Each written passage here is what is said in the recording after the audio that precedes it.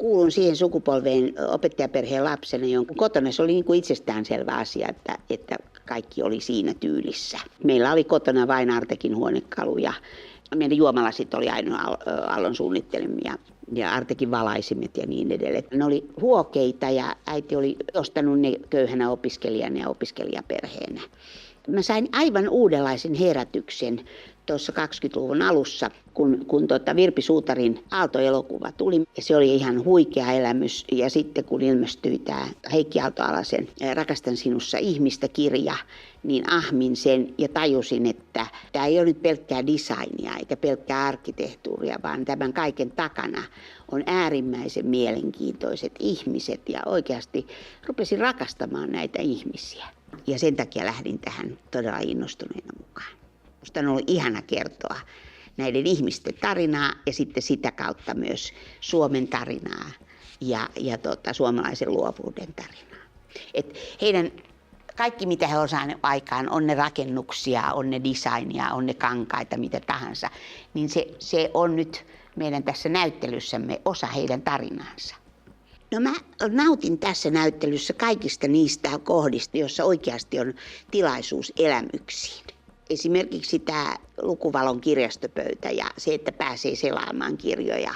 Niin jos mä tulisin tähän näyttelyyn ensimmäisen kerran, niin mä istuisin tässä tuntikaupalla selaamassa niitä kirjoja. Ja että meillä on nyt se Villa Floran pienoismalli, että Aaltojen kaikkein intiimimmästä niin kuin kesäparatiisista, siitä niiden perhe-elämän ytimestä. Maailma, joka on olemassa enää vain mustavalkoisina valokuvina, niin yhtäkkiä se levittäytyy meidän eteen. Kaikki ne pienine ihanine yksityiskohtineen. Aina kun pääsee ikään kuin sukeltamaan sisälle siihen maailmaan, niin ne kohdat mua innostaa tässä. Alvar Aaltohan oli aivan legendaarinen ja aino. Niin hän suunnittelivat siis 20-30-luvulla valtavan määrän suomalaisia näyttelyitä. Ja kaikkein tietysti näyttävimmät näyttelyt oli näitä maailmannäyttelyitä. He voittivat Pariisin maailmannäyttelyn vuoden 1937 Suomen paviljongin suunnitelman ja sitten ennen kaikkea sen tuon ajan kaikkein suurimman todellisen maailmannäyttelyn, New Yorkin maailmannäyttely 1939 Suomen paviljongin suunnitelman.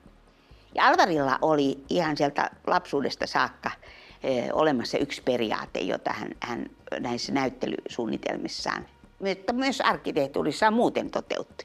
Ja se oli se, että lyödään ne hepnaadilla.